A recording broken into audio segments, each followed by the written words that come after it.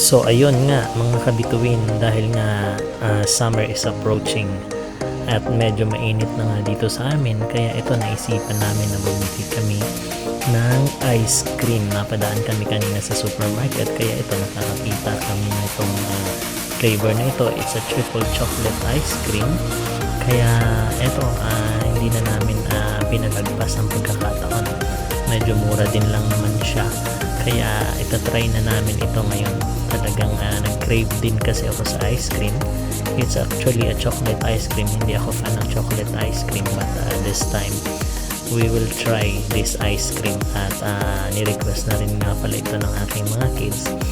Nung nakita ko ito, nung tinitingnan ko tong ice cream na ito, ay talagang hindi na nila pinalagpas kanina at pinakiusapan na nila ako. Ngayon lang daw sila ulit titikim ng ice cream. So ayun nga naman, syempre pag nag-request ang mga bata, alam mo na, bilang magulang, mahirap naman lang pahindihan. Kaya ito binili ko talaga.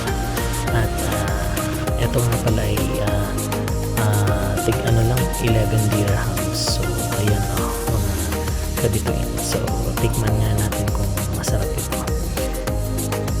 At yun na, sa unang tikim ko pa lang talagang nalasahan ko na kagad yung chocolate. At masarap naman siya guys, masarap siya.